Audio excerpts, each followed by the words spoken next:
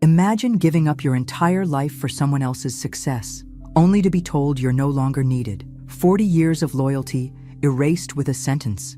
But what happens when the one who was dismissed quietly becomes the one who holds all the power? Stick around and tell me in the comments where you're watching from. And don't forget to subscribe for the rest of this story. I still remember the weight of that night. Not just the words, but the silence that followed. Silence so thick, it felt like a wall closing in around me. I was sitting on the edge of his bed. The same one I had made every single morning for the last 40 years. The sheets were freshly laundered. I'd just folded the corners military tight like Richard liked. That's what I was doing when he walked in, his hands casually in the pockets of the expensive slacks I'd bought him last Christmas. "Maggie," he said, not looking at me, "you need to pack your things." I laughed, actually laughed, thinking he was joking, but he didn't laugh back. "Sarah deserves respect," he added, calm, cold. So matter-of-fact it felt rehearsed. "She's my wife now." I didn't even hear the rest. My ears started to ring. My heart didn't race. It stopped, just stopped. I stared at him, not believing, not understanding. I'd given this man my youth, my strength, my entire adulthood. I'd stood behind him as he built his clinics, as he shook hands and made deals, as people praised his ambition, never knowing it was my hands doing the dirty work behind the scenes. My savings that paid for the first building. My name on half the loans, my back that bent to keep it all together, and now I was being told I was no longer part of the story, just dismissed. I didn't scream, I didn't cry. I stood up slowly like I'd aged 30 years in 1 second, and I walked to the closet. He handed me a check, a ridiculous amount, as if I were some long-time employee being let go. Enough for a month or two in a motel, maybe. Certainly not enough for what I had sacrificed. "I'll have someone come by for the rest of your things," he said. I packed a single suitcase, just clothes, no photos, no memories, nothing to hold on to. And I left that house without saying goodbye to anyone. Not to Richard, not to Nathan, who once called me Mom, but hadn't so much as returned a phone call in years. Not even to the dog, who probably already loved Sarah more than he ever loved me. It was just me, a Navy suitcase with a broken wheel, and a Charleston night that suddenly felt foreign and cold. I thought about going to a hotel, but the thought of handing over that pitiful check at a reception desk made me feel sick. I took a bus to my sister's place instead. Gina opened the door with one eyebrow already raised. Her home smelled like lavender and judgment. She looked at my suitcase, then at my face. "What happened?" she asked, though her tone suggested she already assumed it was my fault. "Richard remarried," I said. Just that. She didn't invite me in right away. She didn't hug me. She stared at me for a second too long. "Well," she finally muttered, stepping aside. "Guess I shouldn't say I told you so."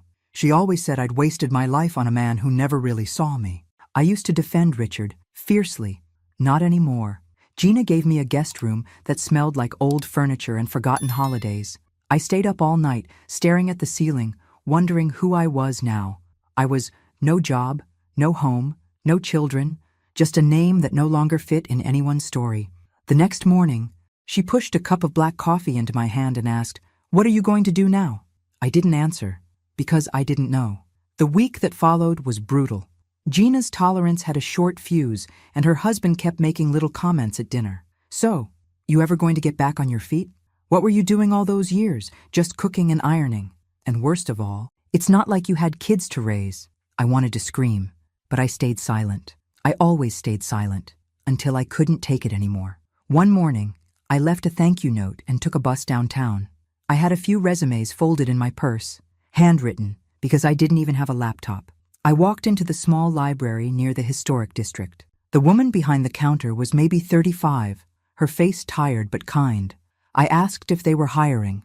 She told me they needed someone part-time, front desk, minimum wage. I took it, and that's where I started over. The days at the library passed slowly. I shelved books, answered phones, helped older ladies print recipes. No one knew who I was, and for the first time in a long time, I found peace in being invisible. But something inside me stayed sharp, awake. Richard had discarded me like yesterday's news, but I wasn't done yet, and I knew, deep down, there were things buried in my past, documents, details, pieces of truth that I hadn't looked at in years. So one evening, after my shift ended, I went back to the small storage unit I'd rented with part of that pathetic check. I opened the box labeled Old Files, and that's when I found it. The paper that wasn't supposed to exist. My name. My signature. But I never signed that. Never. I stood there, the fluorescent light above me buzzing like static as the truth settled into my bones. This wasn't just betrayal. It was theft, and I wasn't going to stay silent anymore. It's strange how quickly people can forget everything you've done for them. Gina's voice still echoed in my ears even days after I left her house. You were always too soft, Maggie. Always waiting for someone to validate you. You gave him your life, and what did you get in return? A goodbye and a pity check? I couldn't argue. She wasn't wrong, but she wasn't kind either. I moved into a small basement apartment a few blocks from the library. The walls were thin, and the faucet dripped no matter how tightly I turned it. The radiator groaned like it was in pain, and the paint peeled from the corners of the ceiling. But it was mine. The money was almost gone by then, so I started walking everywhere to save what little I had. I ate ramen noodles, peanut butter sandwiches, and whatever was on sale at the corner store. I didn't complain. I didn't expect comfort anymore. At the library, no one asked about my past, and that suited me just fine. I watched the world pass by through the tall front windows, watched mothers hush noisy toddlers, students collapse onto beanbags with textbooks, and older women gather for their weekly book club in the community room. I kept my head down, filed returns, answered phones, said yes ma'am and no sir until my tongue was dry. I was a shadow among strangers, but it was in that quiet routine that I started to breathe again. I met Miss Emma, a retired school teacher who came in every Thursday to check out historical fiction. She always wore bright scarves and had a laugh that echoed through the building. She didn't ask many questions. She just talked about her cat, her hip replacement, the weather, and for some reason, I liked listening. One day she said, "You've got kind eyes, sweetheart," like someone who's seen too much and still kept soft. I nearly cried right there behind the desk. I realized something then. No one had said anything kind to me in months, maybe years. Even so, I still didn't tell anyone what had happened. Not about Richard, not about Sarah, not about the 40 years that had vanished like a bad investment. It was too humiliating. Sometimes I'd sit in my little apartment at night and run through memories like they were courtroom evidence, trying to justify what I'd given up, trying to measure how much of my life had really been mine. Richard used to say, "You're the glue, Maggie. You hold it all together." Funny. Turns out even glue gets scraped off when it's no longer needed. One Friday evening, I got home with aching feet and a headache from too many phone calls. I dropped my purse on the floor and sat down on the only decent piece of furniture I owned, a love seat with a squeaky spring, and stared at the stack of boxes I hadn't touched since I moved in. Something made me stand up. Maybe it was restlessness. Maybe it was instinct. I opened one of the boxes and pulled out an old binder. Inside were papers from years ago. Bank statements, loan documents, medical records. Half of it was outdated junk. Then I saw it, a manila envelope labeled Hill Property, Deed and Transfer. I froze. The Hill property was land my parents had left to me, a small patch of wooded land outside Columbia. Nothing fancy, but it was mine, always had been. I opened the envelope and pulled out the first document. There it was, my name, Margaret E. Hill, my signature at the bottom. Except it wasn't mine. I felt my breath catch in my throat. My hands trembled as I scanned the rest of the document. It was a property transfer. It said I had given Richard full ownership of the land 10 years ago, that I had signed over the deed willingly. Only I hadn't. I knew my own signature. I'd written it 1,000,000 times. This wasn't it. I sat there in the silence, the fluorescent kitchen light humming above me, and stared at the lie written in ink. He stole from me. It wasn't just betrayal. It wasn't just emotional abuse or neglect. This was fraud. My land, my name, my trust, all manipulated behind my back. My mind raced, flipping back through memories like an old Rolodex. I remembered vaguely, years ago, Richard asking me to sign some papers. He'd said it was for tax purposes. I was busy, distracted. I trusted him. Of course I did. I felt sick. How much more had I missed? I put the envelope back down and stood up, pacing the room like a trapped animal. My skin felt too tight, my heart thudding in my chest. All the humiliation, the exile, the years wasted. It was more than betrayal now. It was theft. And suddenly, something shifted inside me. A cold, quiet determination settled in my chest like a stone dropped in water. No splashing, no dramatics, just stillness. I wasn't going to confront him. Not yet. I wasn't going to scream or demand justice. I was going to watch, learn, plan. I'd spent 40 years holding everything together while Richard got the glory. Now I would take it all back, piece by piece, and I would do it without ever raising my voice. Because a storm doesn't need to be loud to destroy everything in its path. I couldn't sleep that night. I lay on the love seat, fully dressed, the document sitting on the table in front of me like a snake coiled to strike. Every time I closed my eyes, I saw that signature, that forged signature, mocking me. My mind wouldn't stop spinning, unraveling memories I had ignored, dismissed or forgiven over the years. What else had he done? What else had I let him get away with? By morning, I had made a decision. I wasn't going to let this go. Not like all the other things I had swallowed over the years. The quiet insults, the backhanded dismissals, the way he had started introducing me as just Margaret at events, like I was an assistant instead of his wife. The way he told people I was never much into business, even though I was the one who managed the books for the first 3 clinics while he played golf with investors. I made a list of everything I had stored away in my memory, financial documents, loan applications, deeds. I started going through the rest of the boxes, pulling out anything with numbers, names, signatures. And that's when I found the second one. Another document, another transfer. This time, a power of attorney form, dated 8 years ago, supposedly giving Richard the right to act in my name for all financial matters. I sat down slowly, holding the paper like it was radioactive. I had never seen it before, never signed it, but there was my name, my forged signature again. He didn't just steal from me once. He'd built a system around it, quiet, clean, hidden behind marriage vows and just sign this real quick moments. And I had let him. I wasn't stupid. I was trusting, and there's a difference. The next morning, I called Claire. Claire Bennett had been my roommate for 2 semesters in college, back when I still thought I'd go into journalism. Life took us down different roads, but we kept in touch on birthdays and holidays. Last I heard, she'd become a lawyer in Colombia, handling estate law and elder advocacy cases. I didn't tell her everything over the phone, just that I needed to talk, and she didn't hesitate. She invited me over that Saturday. I wore a beige cardigan that made me look older than I felt, and brought the documents in a plastic grocery bag, because nothing about this was polished. Claire greeted me with a warm hug. She looked like someone who had carved out her own corner of the world and refused to apologize for it. Her house was filled with plants and the scent of fresh coffee. I laid the documents on her kitchen table, one by one, and watched her expression change from curiosity to concern, to something like controlled fury. "Maggie," she said, pointing at the power of attorney, "if this wasn't signed by you, this is felony fraud. Straight up." "I know," I whispered. She asked me a dozen questions, when I first noticed things, what role I played in his business, how the assets were divided. I answered everything. With every word, I felt lighter and heavier at the same time. When I finished, she leaned back in her chair and exhaled. "You have a case," she said, "and it's bigger than you think." I didn't smile. I wasn't ready for victory. I just wanted to understand what he had done to me. Claire agreed to help me, but she also warned me. Taking legal action meant going public.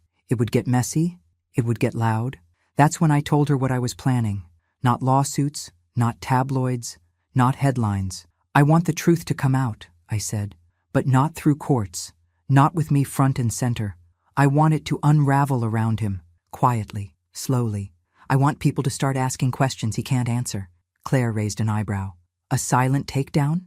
I nodded. She smiled. "That's the Maggie I remember." Over the next week, I began gathering everything. Every receipt, every email, every bank notice, every note scribbled on a napkin.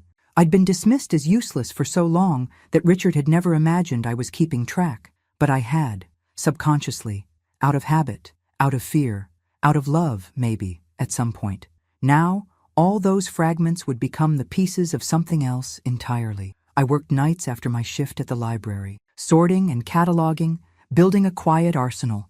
I bought a cheap laptop at a pawn shop and created burner email accounts. I scanned documents. I took photos. And then, on a rainy Tuesday, I opened a fresh document and gave it a name: The Real History of Richard L. Morgan. Because if I was invisible for 40 years, it was time someone finally saw what I'd seen all along, and I wasn't done digging yet.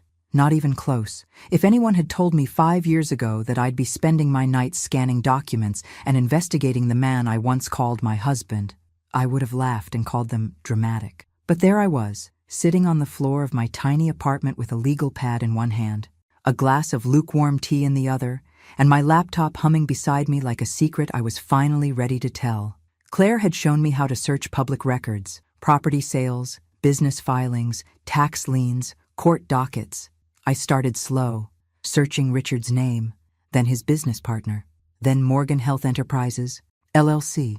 I traced ownership histories, scanned deed transfers, followed money trails that always seemed to land in Richard's lap, even when the original assets were in my name. It was like peeling wallpaper and finding mold underneath. He hadn't just used me. He'd built his empire on me.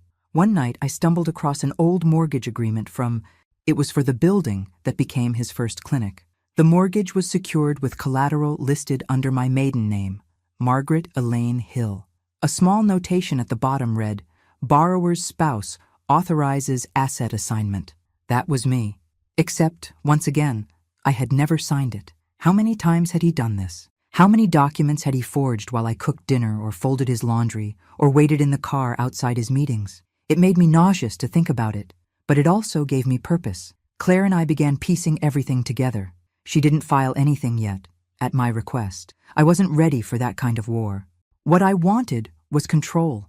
I wanted every piece of the puzzle before I made my move. The real breaking point came on a Thursday afternoon at the library. I was restocking the shelves when I overheard two women chatting near the new arrivals table.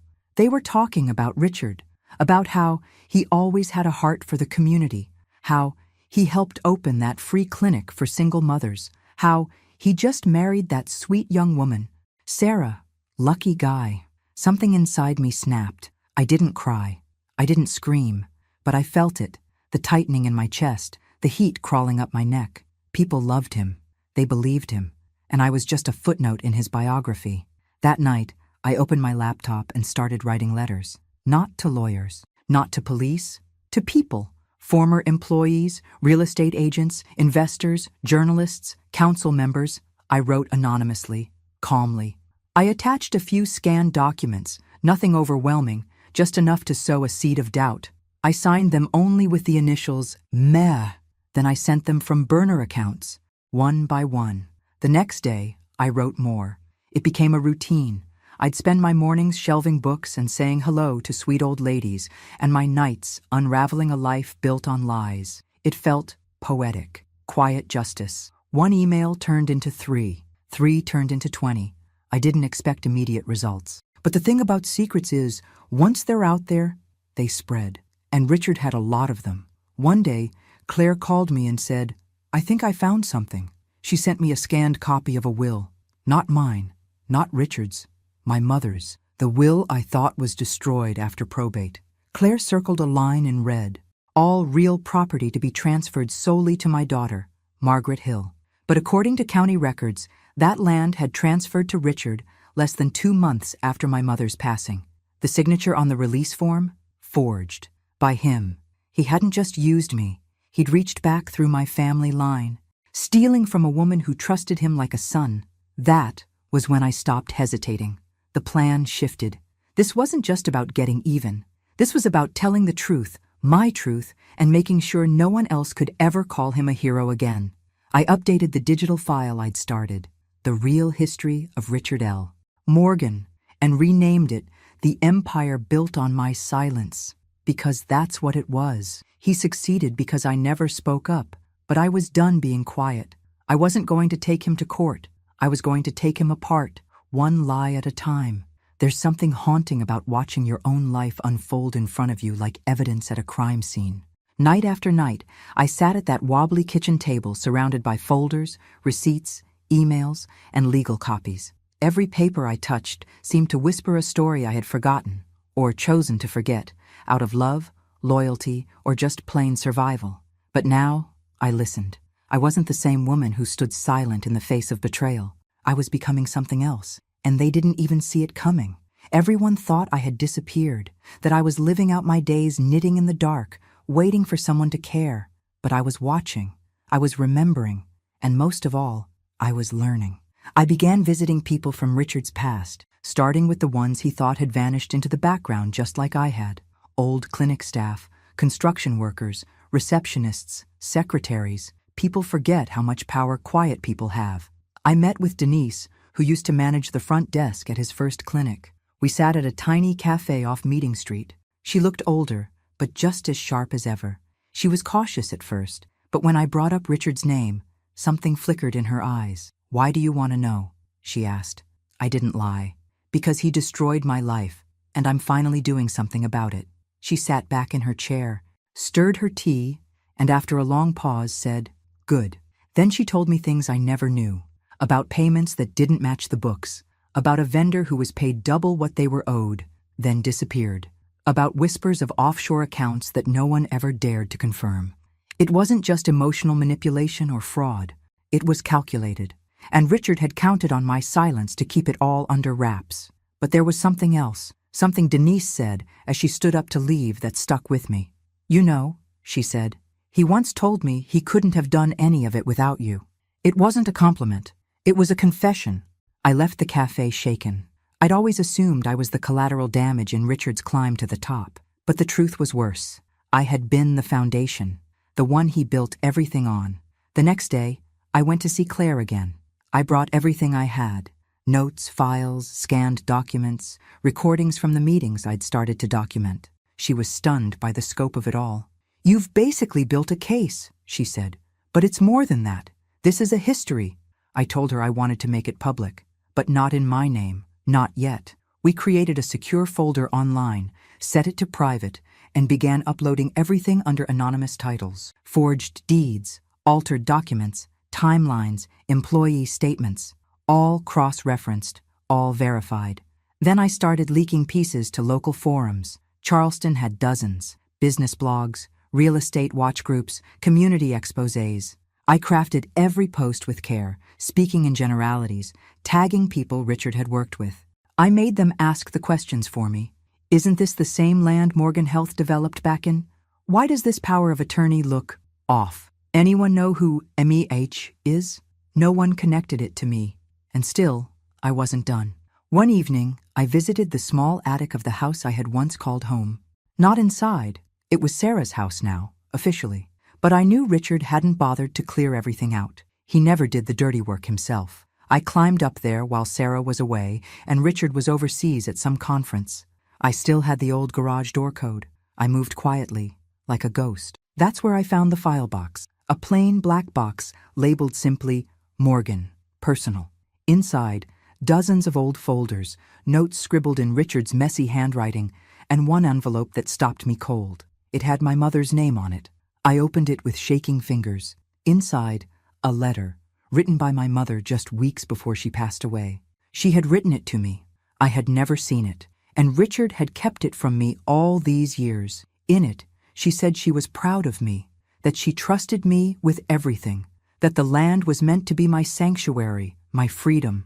She even warned me, subtly, that money has a way of making some men forget who they are. I sat in that attic and cried for the first time in months. Not out of sadness, but out of clarity.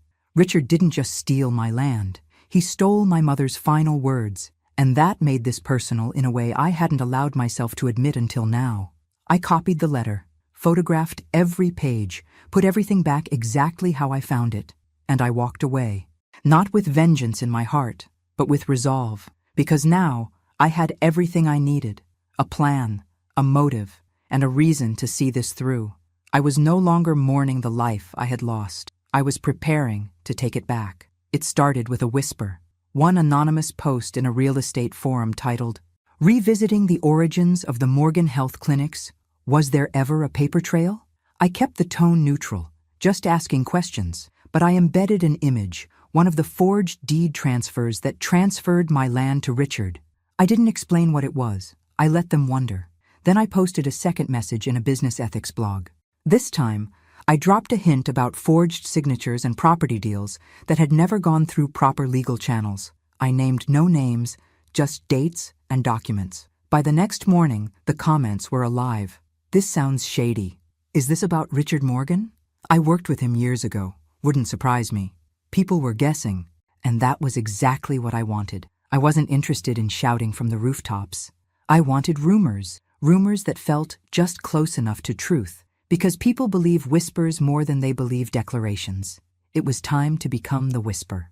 I created an email account under the initials MEH and started sending copies of carefully chosen documents to a small list.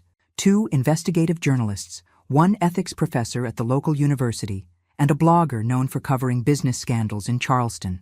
The subject line read simply, "When reputation is built on fraud." Inside, I attached the first forged document and included one sentence. "This is just the beginning." Then I vanished from the inbox. No signature, no request for a reply, no breadcrumbs. I waited, and while I waited, I kept working. I created a small burner phone and programmed it with a few investor contacts I'd remembered from galas and business dinners. Names Richard had dropped when bragging about his empire. I started texting them. Simple things, questions, suggestions. Ever wonder how Morgan Health acquired that Columbia lot back in? Check the property records for the Hill estate. I'd be careful about tying your name to Richard's next expansion. I signed nothing, but the phone calls started the next week. Not to me, to him. I knew because Claire forwarded me a clip from a voicemail she'd been sent anonymously by a contact inside the investor group. Richard audibly rattled, saying, "Someone's digging. They've got old documents." I smiled. That was the first time in 40 years I imagined him afraid. At the library, life went on. I shelved books, smiled at the regulars, said hello to Miss Emma, and helped a student find a copy of The Great Gatsby for an essay. No one had any idea what I was doing after dark. That made it even sweeter. But it wasn't just about making noise. I wanted precision, timing, so I started marking my calendar. Mondays were for document drops, Wednesdays for email leaks, Fridays for anonymous posts. It wasn't chaos, it was strategy. I leaked a scan of the power of attorney, then a copy of the bank statement showing loan funds diverted under my name. Then, my favorite, a photo of the original letter from my mother, dated and initialed, with her own handwriting clearly visible. I cropped out personal details, but left just enough to make it undeniable. The caption was simple: "A letter never delivered, a land never truly given." That post alone had over views in 48 hours. Richard's name started popping up in comment sections, always surrounded by question marks. And then came the local exposé. A Charleston business blog published a story, "The Empire Beneath the Surface: What We Don't Know About Richard Morgan." They didn't accuse him directly. They just asked smart, inconvenient questions, the kind that make investors nervous. That same night, I walked past the house that used to be mine. The porch light was off, the windows dark. I wondered if Sarah was beginning to sense it too, that cold prickle when you realize something isn't right. I wondered if she'd start asking her own questions. I hoped so, because the storm was coming, and I wasn't finished yet. I was just getting started. It started with Nathan. I didn't expect that. He'd spent the last decade pretending I didn't exist. When Richard introduced Sarah as his real family and pushed me out, Nathan didn't even blink. Not a phone call, not a text, not even a shrug. I raised him, not biologically, but I was the one who taught him how to tie his shoes, who showed up to every parent-teacher conference, who stayed up when he had a fever and made pancakes on Saturdays. Richard was too busy building empires to be a father, but I was always there, until I wasn't needed anymore, until Sarah came along and he conveniently forgot who taught him how to be kind. Or maybe he just chose not to remember. That's why I wasn't ready when he showed up. He came to the library.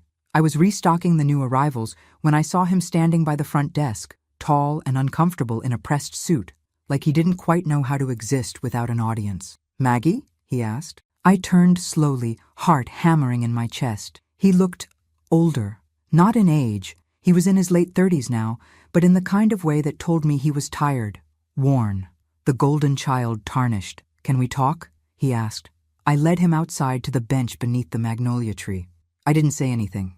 I just waited. "There's something going on," he said. "People are whispering. Investors are pulling back. Dad's freaking out." I didn't react. He continued, voice low. Someone's leaking documents. Real ones. Stuff no one should have access to. Still, I said nothing. I thought it might be you, he said, looking at me now. Really looking. I mean, it would make sense. I stared out across the street, watching a couple walk hand in hand. Why would it make sense? He shifted. Because you know everything. You were there. You always kept the books before the accountants took over. And because Dad, he hesitated. Because Dad never really gave you credit for any of it. The air between us hung heavy. Then quietly, he added, and because I was cruel. I didn't see it before, or I didn't want to. I turned to him, eyes sharp. You were a child.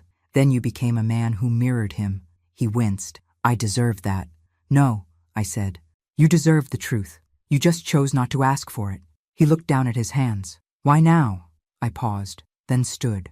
I walked over to my bag and pulled out a worn envelope. Inside, the letter I had kept hidden for years. Not the original, just a copy. The same one I'd shared with the blog, cropped and redacted. And with it, a smaller envelope, sealed in wax. I handed them to him. What is this? He asked. Your mother, I said simply.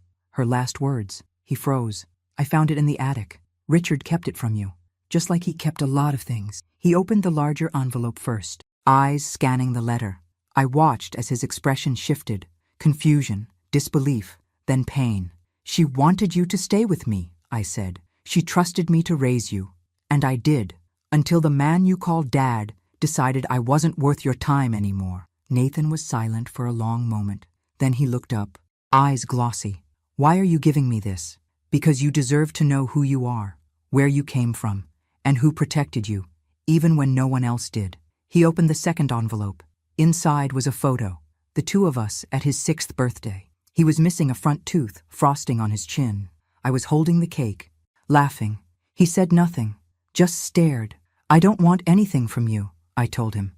Not apologies, not forgiveness, but I won't be your secret anymore. He stood slowly, folding the letter back into its envelope. I'm sorry, he said. I gave a half smile. Be sorry to yourself for what you let him turn you into. He nodded, and then he left. I watched him go without emotion, because this wasn't about reconciliation. This was about revelation. And now, another crack had formed in Richard's perfect little world, one that couldn't be sealed shut with lies anymore. And I had so much more left to reveal. The first time I saw Richard's face on the local news, I didn't flinch, I didn't gloat. I just sat on the edge of my bed with the volume low and my tea cooling in my hands. They didn't say his name outright, not yet, but the anchor's tone was serious. A prominent healthcare executive in Charleston is facing questions regarding property acquisitions and possible forgery connected to early business ventures. While no formal accusations have been made, documents leaked to regional watchdogs suggest a pattern of unethical, possibly illegal, behavior spanning over 2 decades. And then, in the corner of the screen, a grainy photo of Richard shaking hands at a ribbon-cutting ceremony. That was all it took, all it needed. One seed planted on live television. By morning, his office phone must have been ringing off the hook, and I knew exactly what would come next. Sarah. It wasn't hard to guess how she'd take it. She was ambitious, perfectly poised, the kind of woman who treated reputation like currency, and Richard had handed her a wallet full of counterfeit bills. I didn't hear from her directly, but I didn't need to, because 3 days later, she found me. I was shelving biographies in the back of the library when I heard heels clicking against the old wood floor. I turned, and there she was, hair slicked back, trench coat immaculate, anger radiating off her like heat in July. You, she said, her voice sharp but low enough not to draw attention. You're the one doing this. I blinked. Doing what, Sarah? She stepped closer. Don't play dumb. The letters, the documents, you're trying to ruin him. I didn't respond. She looked around, eyes flicking nervously toward the few patrons scattered across the room. Then she lowered her voice even further. Why now? After everything he did for you? After all these years? I finally met her eyes. You think he gave me something? I said. He took from me, Sarah. My money, my land, my life. He built that empire on my name, my silence, and my trust. And you? You're just the next woman he's using. She flinched just slightly. I love him, she said, but it came out uncertain. I gave a sad smile. You don't know him. She hesitated. Then, why not just move on? You could have taken the check, started over. Why go to war? I leaned in, quiet but firm. Because I spent 40 years being erased, and I won't be erased again. She didn't speak after that, just stared, as if she were trying to read me for the first time, and realizing she couldn't. Then she turned and walked out without another word. But something had shifted. I knew the look in her eyes. Doubt, and it would fester. By the end of that week, I got confirmation. An anonymous tip, forwarded to Claire, revealed that Sarah had retained a private attorney. Not for Richard, for herself. She was beginning to dig. She had access to his personal files, his safe, his private emails. And while she didn't know it, she was about to find everything I had already found, and more. Claire called me one night, voice tense with disbelief. She found the originals, she said. Deeds, letters, loan documents, even some personal recordings. He kept everything, like he never thought anyone would challenge him. I felt something stir in my chest. Not quite victory, but justice. Coming into focus. Sarah didn't reach out again, but I didn't need her to, because she had seen the rot in the foundation, and she was beginning to understand just how deep it went. The walls were closing in now. Richard had spent decades controlling the narrative, the money, the people. But now, the people closest to him were watching him unravel, and all I had done was tell the truth, quietly, relentlessly, and I wasn't stopping until the whole house came crashing down. They say the truth always finds a way to the surface, but in Richard's case, it didn't float, it was dragged up, page by page, signature by signature, betrayal by betrayal. It started with Sarah. She must have waited until he was out of town again, some health tech summit in Denver, if I recall correctly. Claire's source told us Sarah entered his office at night, alone. She had the passcode to his private safe. Of course she did. She was his wife, after all. Inside, she found the black box, the one I had found weeks earlier. But she didn't just peek inside like I had. She opened every file. She read every contract, listened to every recorded phone call saved on USB drives, saw every lie, every name forged, every land deed rewritten without consent. She saw my mother's letter. She saw my name on documents I never signed. She saw the signature he had practiced until it looked like mine. And for the first time, Sarah finally understood who she had married. She took it all, photocopied it, scanned it, compiled it into a flash drive. Then she did what Richard never expected her to do. She handed it to a lawyer. Claire called me that morning, her voice electric with disbelief. She gave me everything, Maggie, she said. She came into my office, sat down and said, I didn't sign up for this. I won't be complicit. She's out. I didn't say a word. Just let the quiet wrap around me like armor, because I already knew. The house of cards had finally started to collapse. Over the next few days, things moved fast. Claire took the drive and filed an anonymous complaint with the South Carolina Department of Revenue, then with the Secretary of State's office. Then, quietly, with 2 investigative journalists from the Post and Courier who had been waiting for the green light. It was out of our hands now, but still very much in our favor. Richard returned from Denver to chaos. Silent phone calls, cold shoulders, an emergency board meeting. A legal notice slid under his office door. He must have thought he could spin it. He always did. But this time, there were too many threads, too many inconsistencies, too much proof. And worst of all, there was no villain to point to. No scandalous ex, no dramatic public accusations, no courtroom breakdown, just the quiet unraveling of decades of deceit. And I stayed silent, watched it all from a distance like a storm I didn't need to run from anymore. People began whispering in higher circles. How did he get away with it for so long? Was his wife involved? Did anyone ever meet the first woman? What was her name again? They remembered me now, not as Richard's wife, but as the one who vanished and came back with the truth. I heard through Claire that Sarah had moved out, took only what she brought into the marriage and the flash drive that changed everything. As for Nathan, he'd gone quiet too. Rumor was he'd begun the process of legally removing the Morgan name from his financial holdings. He hadn't called me again. I didn't expect him to, but I knew he saw it now, the lie of it all. One afternoon, I walked by Richard's clinic in the old historic district. It was shuttered. A white sheet of paper taped to the door read, "Closed for restructuring." The building looked tired, like it finally felt the weight of all it had carried.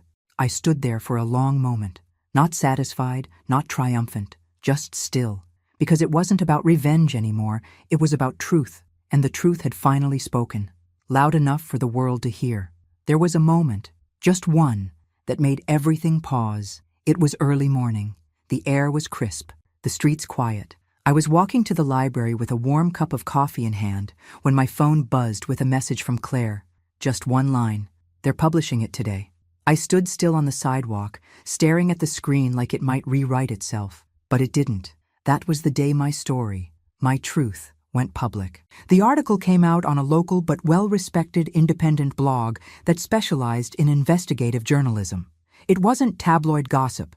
It was clean, factual, damning.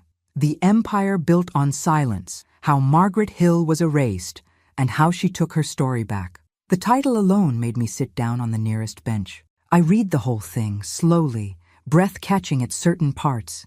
It didn't tell every secret. It didn't need to. It laid out the timeline, how Richard Morgan acquired land and business capital through forged documents, how a power of attorney appeared under suspicious conditions, how key pieces of his empire were quietly backed by a woman he later discarded like a used handkerchief. They didn't name me as the source, but they didn't have to. The city knew, and the silence I had lived under for decades shattered like glass. I received messages that week, dozens of them.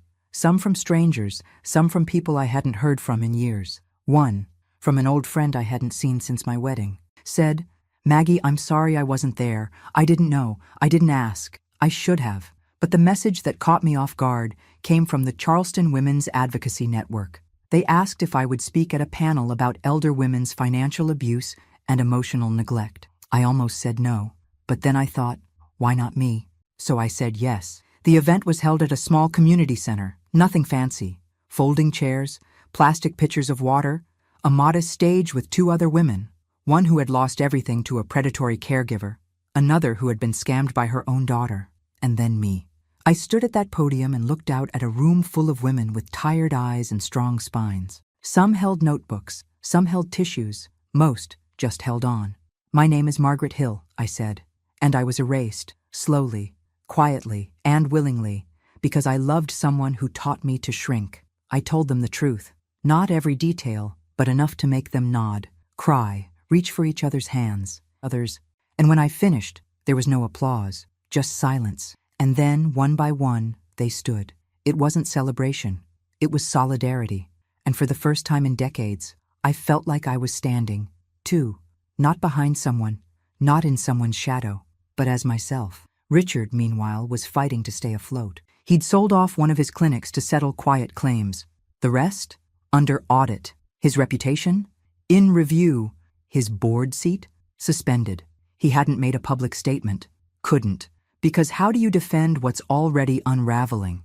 Nathan had issued his own statement, carefully worded, distancing himself, expressing regret for past complicity and gratitude to those who stood up when silence would have been easier.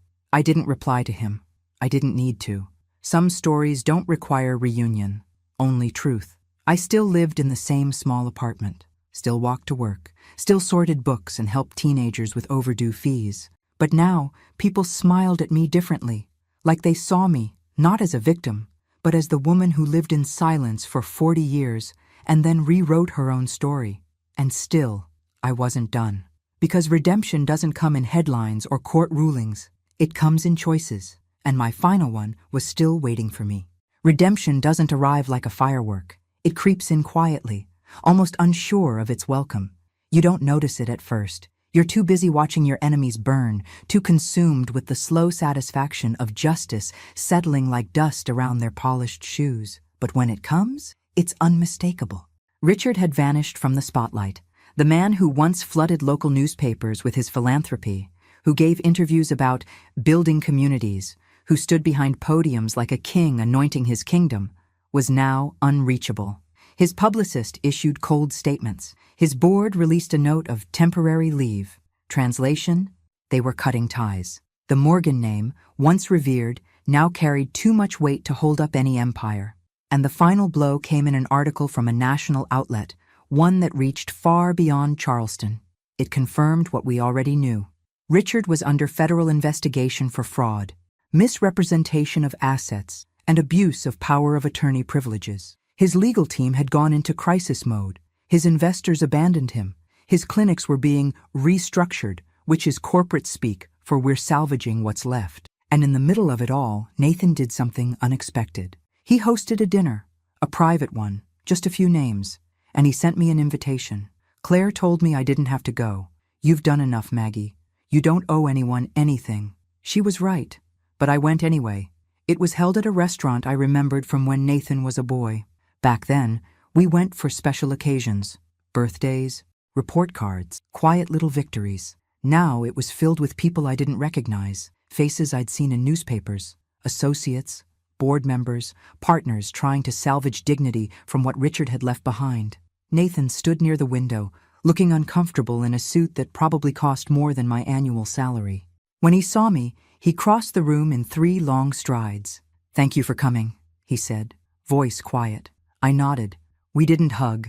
He led me to a table off to the side, away from the others. He didn't make a speech, didn't grandstand, just handed me a small envelope. "I'm removing the Morgan name from my foundation," he said, starting over, under a different banner. I opened the envelope. Inside was a single piece of paper, the deed to the Hill property. My land, my family's legacy, restored. My eyes stung, but I didn't cry. Not in front of him. Not after everything. "This was never his to give," I said. "I know," Nathan replied. "I just wanted to be the one to put it back where it belongs." We didn't speak again that night, and that was fine. Closure doesn't always come in warm embraces. Sometimes it comes in the quiet exchange of a name being returned to the hands that earned it. As I left the restaurant, I looked back one last time, not at Nathan, but at the life I was walking away from. The woman who entered that building had once been invisible. The woman who walked out was anything but, and in my pocket, folded like a treasure map, was a future I was finally ready to claim. There's something sacred about untouched land. No noise, no concrete, no pretenses. Just trees that have stood longer than most promises, and earth that remembers who it belongs to. I stood there, at the edge of my parents' land, the Hill property, as the sun bled through the Carolina trees. It had taken decades to come back here, not because I couldn't, but because I thought I didn't deserve to. Because Richard made me believe I had no claim to anything beyond his shadow. But now, this land was mine again, officially, unquestionably. I'd brought only a few things with me: a folding chair, an old photograph of my mother, and a manila folder stamped with county permits. Inside were blueprints for a place I never thought I'd live to see. It wouldn't be big, just one building, a small house turned center, tucked into the trees, a safe place, a place for women who had been erased, discarded, or overlooked, just like I had been. It would be called the Lighthouse, because sometimes all we need is someone to remind us that we're still here, that we still matter. I used the settlement I received quietly, Sarah's final act of penance, perhaps. I never spoke to her again. Didn't need to. She signed over rights to avoid being dragged into the legal collapse that swallowed Richard whole. As for Richard, the last I heard, he was living alone in a condo out west. No title, no board seat, no legacy, no empire. He disappeared from the public like smoke after a fire, and I let him go. I had better things to do. Opening day came on a Saturday. Simple. No press, no ribbon cutting, just a gathering of women, some gray-haired, some young, all carrying stories that had never been heard in rooms that never listened. We sat in a circle, sipping lemonade from paper cups, sharing silence and strength in equal measure. When it was my turn to speak, I didn't rehearse anything. I just stood. "My name is Margaret Hill," I said. "For 40 years, I was the backbone of something I never got credit for. I gave everything to someone who told me I was lucky just to be beside him. And when I had nothing left to give, he told me to go." I paused. But he forgot something. He forgot that women like us, we don't stay gone. We watch, we wait, and when the time is right, we rise. A soft murmur of agreement passed through the group. Heads nodded, eyes welled. "And I don't need applause," I added. "I don't need headlines. I just need you to know. You're not invisible. You never were." We didn't clap. We just sat together in the light, and I felt peace for the first time in my life, not because I had won, but because I had reclaimed my name, my voice. my worth. And as the trees swayed gently behind us, I knew my story was no longer about what I had lost. It was about what I chose to build, silently, steadily, unforgettably. Thanks for listening. Don't forget to subscribe and feel free to share your story in the comments. Your voice matters.